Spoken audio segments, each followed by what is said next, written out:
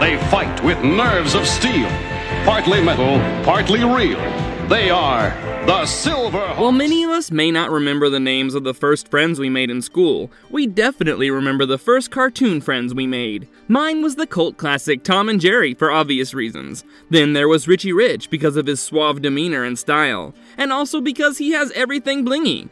While some cartoons had a great run and ended on a high note, others became so popular that they're still going strong. However, in recent years, when we've been endowed with great technology in animations and filmmaking, the idea of breathing life into these cherished characters makes an exciting prospect. With iconic cartoons like The Flintstones, Dora the Explorer, and many others adapted to live action, it shows that animated series can be reinterpreted on the big screen, and successfully so. So in this video, let's explore 12 such classic cartoons that would make an exciting watch on the big screen, and remind us of those summer days when we stayed glued in front of our television, wide-eyed and in complete awe. Before we go into our explanation, we have a very small request. If you like our content, please support us by subscribing to our channel. This is a small click for you, but for us, it means a lot.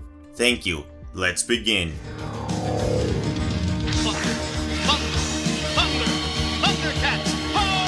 Thundercats. First aired in 1985, Thundercats was among the most iconic and finest animated series that captivated audiences from the get-go. Impressive characters created by Ted Wolfe, the show revolved around a group of cat-like humanoid alien warriors called the Thunderians, living on the planet of Thundera. The show introduced the audience to the fascinating and peculiar roster of Thundercats, namely young Lion-O, who later goes on to become the leader, Tigra, Cheetara, Panthro, the Thunder Kittens, Wily Kit and Wily Cat, and the loyal pet Snarf. The Thundercats' beloved home was on the brink of its annihilation when they were attacked by the barbaric mutants from the planet Plundar. The attack forced the Thundercats to flee their home and find refuge for themselves. While the cruel mutants plundered most of their planet, they spared the ship that carried the commander, believing the fabled magical Sword of Omens was on board. The supernatural sword's power comes from the Eye of Thundera, a red gem that was placed at the sword's hilt, and was also the power source of the Thundercats. With the eldest and wisest of the Thundercats,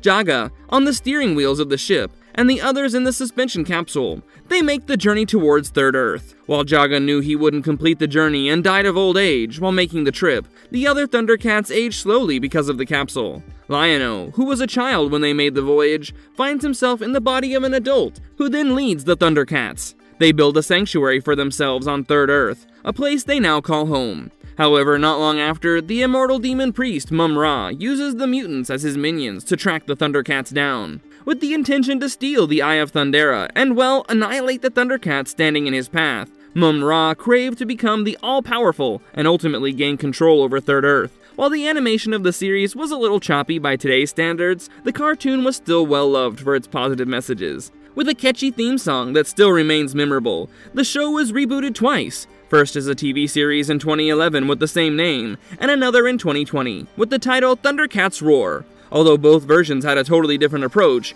they still garnered much admiration and have even earned new fans. Nerves of steel, partly metal, partly real. They are the Silverhawks. Silverhawks. A 1986 animated television series, Silverhawks came from the same production house of Rankin Bass that gave us Thundercats, with 65 exciting episodes and the entire galaxy serving as its backdrop. Silverhawks follows a crew of space cops who are partly metal, partly real, as they go against numerous adversaries. Recruited by the cyborg commander named Stargazer, these metal heroes fought against the immortal and nefarious Monstar, an alien mob boss who aims to rule the galaxy with the help of his group of henchmen called Mob. But foiling his dream of world domination is the Silverhawks, headed by Quicksilver, aka Jonathan Quick, known for his quick reflexes and astute thinking. The prominent members include Steel Will, aka Will Hart, a cop before joining the crew, Steel Heart, aka Emily Hart, also a sergeant, and Steel Will's sister. The twin siblings were human cops, but were modified into cyborgs when they joined the Silverhawks, as their hearts were replaced with mechanical ones due to a complication during the transformation. Other members are the second-in-command and the chief pilot, Colonel Bluegrass, with his chic guitar named Hot Lick, which also comes in handy as a weapon. And lastly, the youngest member of the group and a math prodigy, Copper Kid. Although the show offered something different and was imaginative in its approach, it didn't receive the same accolades as the Thundercats did, and was moderately successful.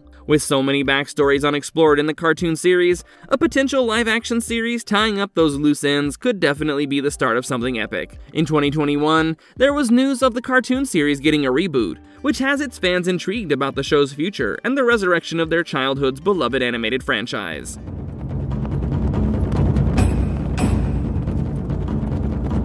Samurai Jack. The animator Gennady Tartakovsky brought the series Samurai Jack to life in 2001, which ran for 4 successful seasons till 2005. The show was centered on Samurai Jack, or simply Jack, a great warrior prince of his time, who was sent into an apocalyptic future by the Master of Darkness, Aku. Jack needed to go back in time, slay the demon sorcerer Aku, and save the past, present, and future. The story essentially revolves around Jack's efforts to find a portal to the past, and rescue his family and save his country from Aku. In the future, Aku had seized control of the whole planet, and turned Earth into a barren wasteland, devoid of natural beauty. Jack, armed with nothing more than his magic sword, was set on fighting injustice and returning to the past, but Jack had to constantly fight against never-ending armies sent by Aku. I mean, the kind of trauma that Samurai Jack faced was strong enough to break any man, both emotionally and mentally.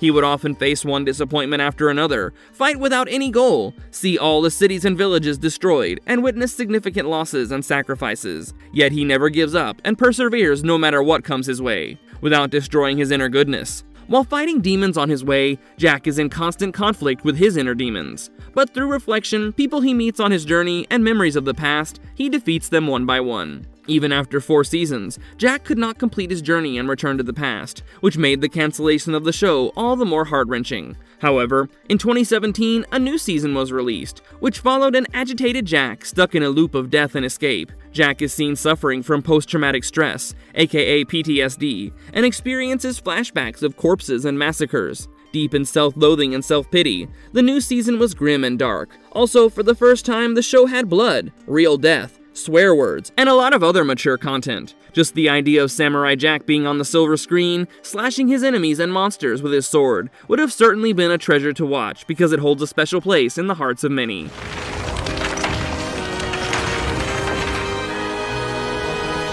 Gargoyles. Gargoyles, a beloved American-made animated television series, was created by Greg Weisman and ran from 1994 to 1997. Although a Disney production, the show was well known for its darker themes and storylines combining sword and sorcery with sci-fi and other supernatural elements. It was praised for being one of the most daring Disney animated series ever released, and was lauded for its elaborate mythological plot, interesting characters, and witty writing. Led by their leader Goliath in the year 1994 AD, the series centered around the Gargoyles clan of nocturnal warriors that turned to stone during the daytime but awoke as protectors under the moonlight. A betrayal results in a massacre of the clan, and while they're turned to stone, many are slaughtered by the Vikings. 6 survivors are magically cursed to sleep and frozen in stone until their castle rises above the clouds. 1,000 years later, in 1994, the billionaire David Xanatos buys the castle of Gargoyles and rests it at the top of his Manhattan skyscraper, thus breaking the wretched spell and awakening Goliath and the rest of his race.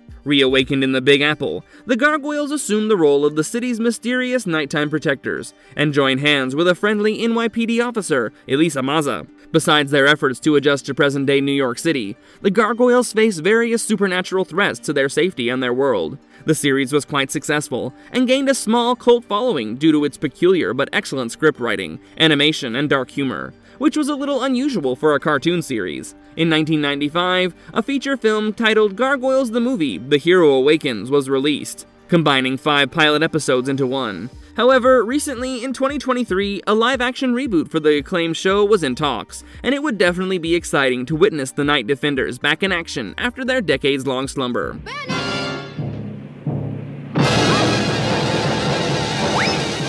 Jonny Quest. Jonny Quest, also known as The Adventures of Jonny Quest, was a sci-fi fantasy adventure television series launched by Hanna-Barbera. The series aired for a short duration from 1964 to 1965, with a total of only 26 episodes. The show follows the adventures of an 11-year-old boy, Jonathan Jonny Quest, and his father, Dr. Benton Quest, accompanied by Roger Race Bannon, his bodyguard, as they travel all across the world to investigate unusual and weird occurrences on behalf of the United States government. Johnny's mother was most likely killed at the hands of foreign agents, which led to the government appointing Bannon to take care of the family. Although not a big fan of school, Johnny was a bright young man who was skilled in judo and also handling firearms. They are later joined by Haji, an orphan from Calcutta, India, who rescued Dr. Quest and was then adopted by him. At times, Haji displays certain mystical powers, such as levitation, that, however, are more likely to be stage tricks. Their list of adversaries includes giant crabs, spiders, electric creatures, even living mummies from Old Egypt, and the recurring evil nemesis Dr. Zen, who happens to own murderous Komodo dragons as pets. Nevertheless, despite primetime popularity, the cartoon series was cancelled after one season. The show was aired on a regular basis, mostly on national television, until 1972, when the series was criticized for its violence, monsters, and frequent deaths. However, after the show's popularity, different versions of Johnny appeared in comic books, video games, animated movies, and even more television shows. A Johnny Quest live-action movie has been in the pipeline for a while, which has left faithful fans eagerly waiting to see the kid Johnny on the big screen.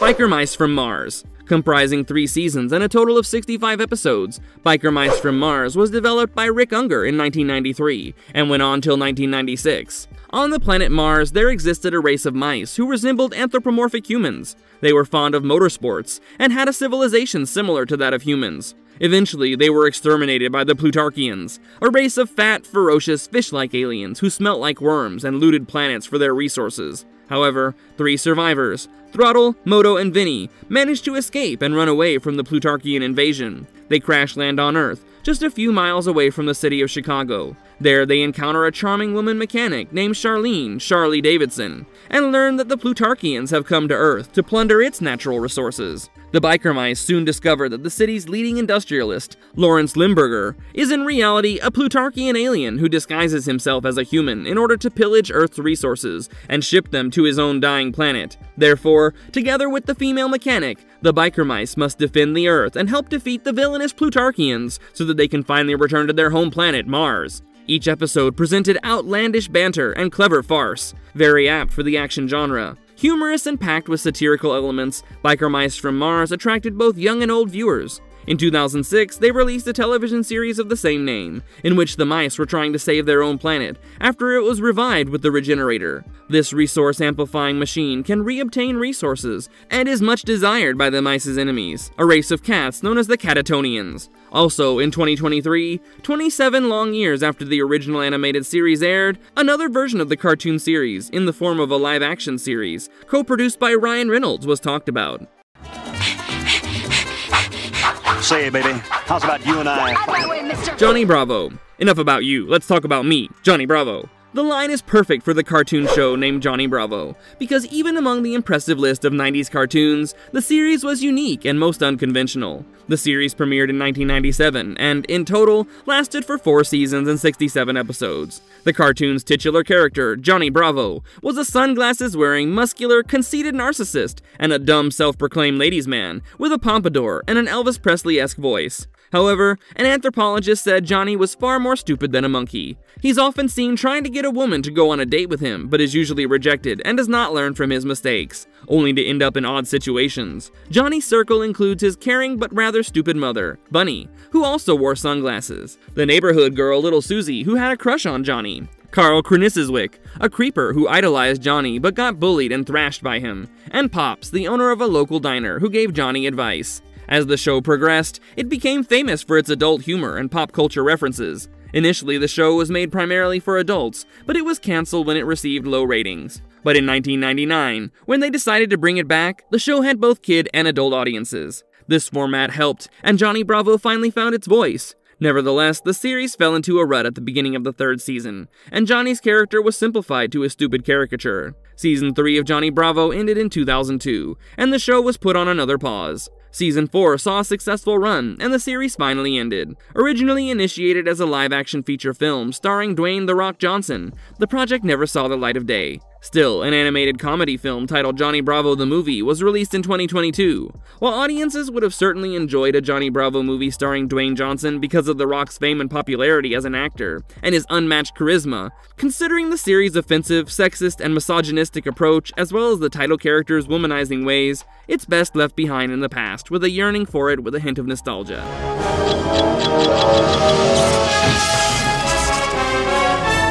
Dexter's Laboratory. Another fantastic series, it was developed by Gennady Tartakovsky. Dexter's Laboratory follows a self-proclaimed bespectacled boy genius named Dexter, who had a secret laboratory behind a bookcase in his bedroom filled with all his inventions. Dexter's lab is hidden from his oblivious parents, who are only called Mom and Dad throughout the show. However, he's constantly at odds with his energetic, funny older sister Dee Dee, who gets into Dexter's lab despite his best efforts to keep her out. While Dee Dee is usually portrayed as dim-witted, in reality she's a talented ballet dancer who even advises her brother at times. Well, Dexter, like any other younger sibling, is frustrated by the intrusive, nosy big sister, but feels kind of a reluctant affection, and will certainly defend her if she's in danger. Dexter's archenemy is his classmate and rival, Mandark Astronominov. Mandark is a boy genius just like Dexter, but his evil schemes are almost always aimed at gaining power or destroying Dexter's achievements. In the later seasons, Mandark's plans become more sinister and threaten Dexter in serious ways. Although to date, there's no news about either a reboot or a live-action series, it would certainly be exhilarating to see the boy prodigy tinkering in his lab with a little white coat once again.